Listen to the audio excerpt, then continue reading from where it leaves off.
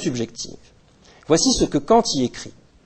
Si le cinabre était tantôt rouge, tantôt noir, tantôt léger, tantôt lourd, si un homme se changeait tantôt en telle forme animale, tantôt en telle autre, si au cours d'une très longue journée la campagne était couverte tantôt de fruits, tantôt de glace et de neige, mon imagination empirique ne pourrait jamais obtenir l'occasion de recevoir parmi ses pensées, avec la représentation de la couleur rouge, le lourd cinabre.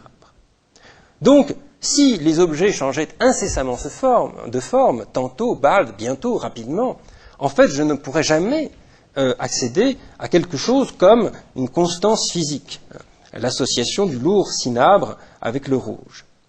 Et il faut ici souligner que l'imaginaire qui est ici convoqué par Kant, au sein duquel toute chose prend la consistance d'un rêve, cet imaginaire est cette fois un imaginaire homogène à celui mobilisé par Hume dans sa scène de billard. Dans les deux cas, il s'agit bien d'un imaginaire hors science, d'un imaginaire FHS. Les choses se déplacent, se changent, se transforment les unes dans les autres parce que nous sommes non plus dans un monde gouverné par une science plus élaborée que la nôtre, mais dans un monde hors science, où la science est devenue impossible. Kant, je l'ai dit, ne commet pas l'erreur que commettra Popper, il ne prend pas un problème de fiction hors science pour un problème de science-fiction. Il affronte Hume sur son propre terrain, le réel dépourvu de loi. Et il oppose à Hume sa propre idée du chaos. Chaos contre chaos, cinabre contre billard. La première victime du chaos kantien est la perception, devenue indiscernable du fantasme. Mais le chaos de Kant va s'avérer encore plus intense que celui que décrit la scène du cinabre. Car si les lois en venaient à disparaître, le réel ne serait même pas, selon Kant, avoir la consistance du rêve. Il serait, écrit-il, moins qu'un rêve. Car dans le rêve, je parviens encore à discerner des choses. Un cinabre qui se décompose, des hommes qui se transforment, un champ qui parcourt les saisons. Un réel sans loi, en vérité, serait bien trop instable pour seulement permettre d'esquisser de telles entités en devenir. Dans un réel sans loi, tout imploserait continuellement, et même la conscience que j'ai de moi-même, dans le temps, n'y survivrait pas, car la mémoire que j'ai de ma propre persistance disparaîtrait en même temps que le pauvre reste de choses que le rêve m'accordait encore. Tout recommencerait à zéro continuellement. Ne resterait qu'un pur divers chaotique, sans confiance ni consistance. On voit ainsi que la démonstration de Kant est une démonstration par le fait. Puisque la contingence des lois impliquerait, si elle était vraie, l'abolition de la représentation et du monde, le fait même qu'il y ait représentation d'un monde vaut réfutation de l'hypothèse humienne. Et il faut ajouter, j'y reviendrai, qu'en même temps que cette hypothèse d'une contingence des lois physiques est disqualifiée, c'est aussi bien l'imaginaire hors science, comme éventuel genre littéraire, qui semble condamné d'avance par la déduction transcendantale. Puisqu'un tel imaginaire hors science semble condamné à se réduire à la monotonie d'un pur chaos, d'un pur divers, au sein duquel rien ne se distingue de rien. Pourtant, une telle remarque sur l'imaginaire hors science nous met aussitôt sur la piste, je crois, d'une faiblesse possible de la solution kantienne.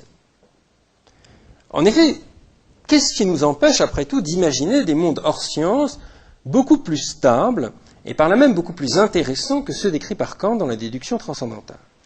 Pourquoi au juste ne peut-on imaginer des mondes insoumis à des lois nécessaires, des mondes donc plutôt instables, capables de comportements absurdes ici ou là, mais dans l'ensemble réguliers, quoique cette régularité ne résulterait en rien de processus causaux nécessaires.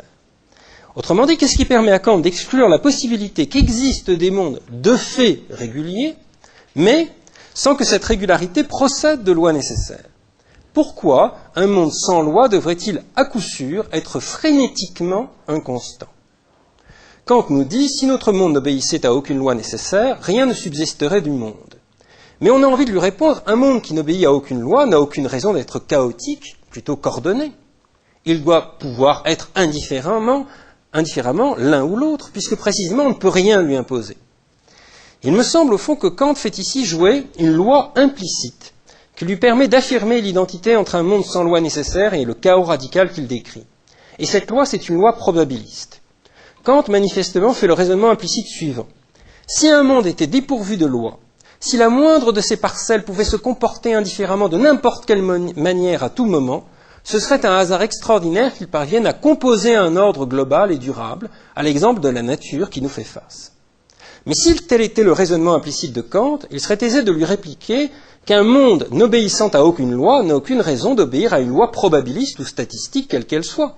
Rien ne doit lui interdire de composer, y compris contre toute saine probabilité, un ordre global qui le constituerait en monde, ordre au sein duquel certains détails pourraient à tout moment, à tout instant déraper, telles les boules de billard yomiennes. Dès lors, on voit que la faiblesse possible de la déduction transcendantale procède de son insuffisante pratique de l'imaginaire FHS. Car une imagination plus aiguisée de la fiction hors science lui aurait interdit d'exclure l'éventualité, soit que le monde à l'avenir se transforme en monde sans loi, soit même que nous vivions déjà dans un tel monde dont le détail chaotique ne nous serait pas encore apparu de façon évidente. En conséquence de quoi sa résolution de l'énigme humienne, comment démontrer la nécessité des lois physiques, leur persistance future, cette résolution par la déduction transcendantale n'aurait pu lui apparaître aussi satisfaisante qu'il le semble d'abord. Si nous tentons à notre tour d'approfondir cette hypothèse des mondes hors science, nous nous apercevons en effet que la thèse de Kant, suivant laquelle la science et la conscience auraient les mêmes conditions de possibilité, à savoir la nécessité des lois physiques, nous nous apercevons donc que cette thèse ne résiste pas à l'analyse, car nous pouvons fictionner autant de mondes que nous le désirons qui contredisent cette hypothèse avec évidence. On peut en effet concevoir, et je conclurai sur ce thème, 3 types de mondes hors science dont un seul type correspond à ce que décrit Kant et dont les 2 autres types dérogent à son imaginaire. Des mondes qu'on dira de type 1, des mondes FHS 1. Ce sont tous les mondes possibles qui seraient irréguliers, mais trop peu pour affecter la science comme la conscience. Ce sont donc des mondes qui ne sont pas hors science au sens strict, puisqu'ils permettraient encore l'existence de la science. Mais ce sont des mondes qui contrediraient la thèse suivant laquelle la stricte nécessité des lois est une condition de possibilité de la science comme de la conscience. Ce sont des mondes qui ne sont pas gouvernés par des lois physiques nécessaires, sans abolir ni l'une ni l'autre. Ces mondes comprendraient des événements sans cause, mais dont l'effectuation serait trop spasmodique pour mettre en danger la science comme la conscience. De tels événements consisteraient en rupture causale observable, mais impossible à reproduire en laboratoire de façon régulière. De tels mondes, je crois, ne mettraient pas en danger la science, car la science est structurellement indifférente aux événements qui ne peuvent donner lieu qu'à témoignage, mais non à protocole d'observation et de reproduction.